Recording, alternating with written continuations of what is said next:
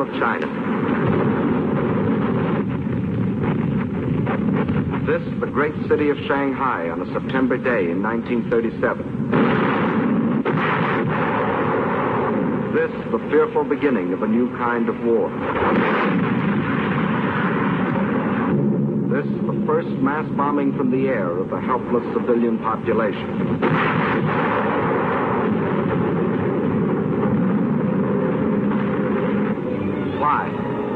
Why are these innocent Chinese men, women, children to die beneath a hail of Japanese bombs?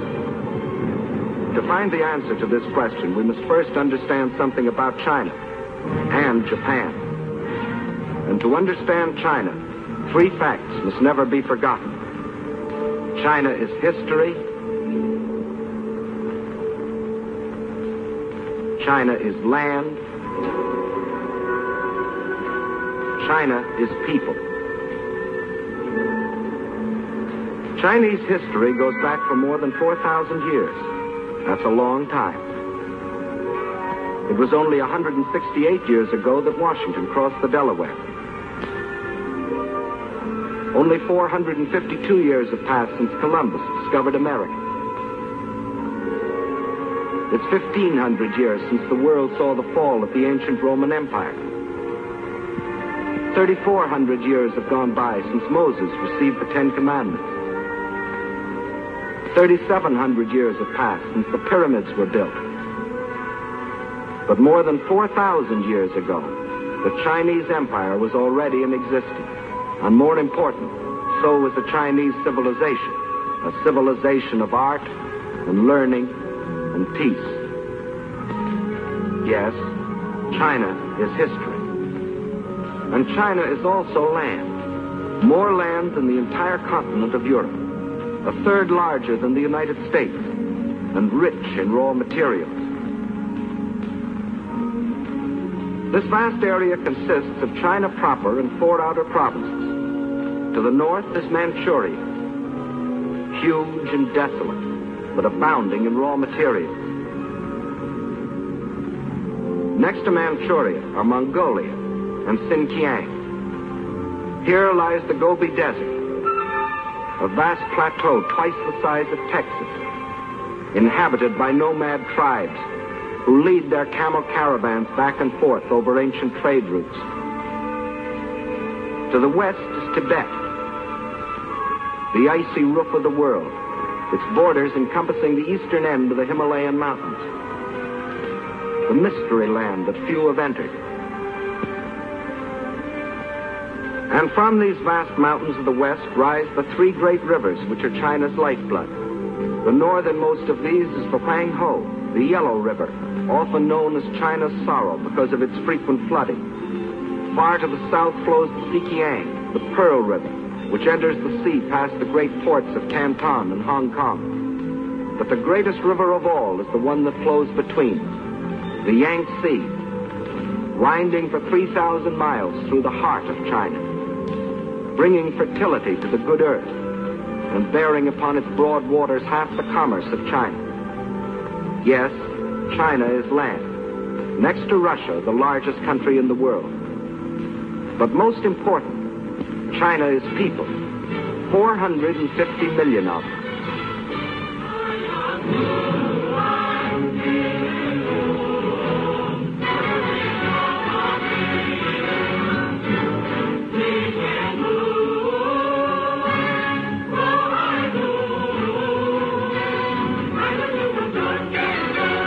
If the whole population of China were to walk past you, 4 abreast, there would never be an end to the procession.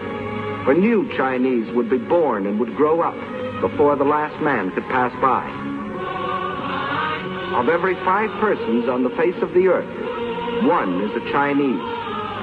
And since 1/5 of all the human beings in the world are Chinese, we should know what sort of people they are. Well, in all their 4,000 years of continuous history, they have never waged a war of conquest. They're that sort of people. They developed the art of printing from movable type. They invented the mariner's compass, without which no ocean could be crossed. They were among the first astronomers, and their observations of the stars and planets made possible the accurate measuring and recording of time. They are that sort of people. And why do we call our dishes China? Because the Chinese invented the art of making porcelain. And as we all know, they invented gunpowder, not as a weapon of war, but to celebrate their holidays and religious festivals. And it was one of China's great philosophers who, 500 years before the birth of Christ, gave mankind these words: "What you do not want done to yourself, do not do to others." They are that sort of people, enriching the world in which we live. Yes, China is incredibly old, incredibly big, incredibly populous. Yet it was, until recently, a land with which few of us concerned ourselves. But now a great change has taken place. China is now our fighting ally, or more accurately, we are China. But China has been fighting our enemy, Japan, for 7 long years. Why is this? Why have the Chinese, who in all their 4,000 years of history have never waged an aggressive war, been forced to fight and die by the millions? Because China is land, 4 million square miles of it. And because China is people, 450 million of them.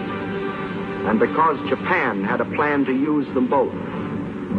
That plan was finally stated in the Tanaka Memorial, a blueprint for world conquest, formulated in 1927 by Baron Gishi Tanaka, the Japanese foreign minister.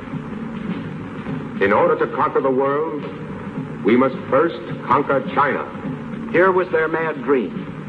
Phase 1, the conquest of Manchuria for raw materials. Phase 2, the absorption of China for manpower, piece by piece, so as not to arouse the rest of the world. Phase 3, a triumphant sweep to the south to seize the riches of the Indies. Phase 4, the eastward move to crush the United States. One fact was obvious. China was to be the giant back on which Japan would ride to world conquest, just as Russia was to be enslaved for German use. But how was it possible for Japan, only 1/20th the size of China, and with only 1/6 its population, to think of conquering China, much less the world? There were 2 main reasons for this. In the first place, modern China, in spite of its age-old history, was like the broken pieces of a jigsaw puzzle, each piece controlled by a different ruler, each with his own private army. In modern terms, China was a country, but not yet a nation, while Japan was a united, well-knit, highly regimented military dictatorship.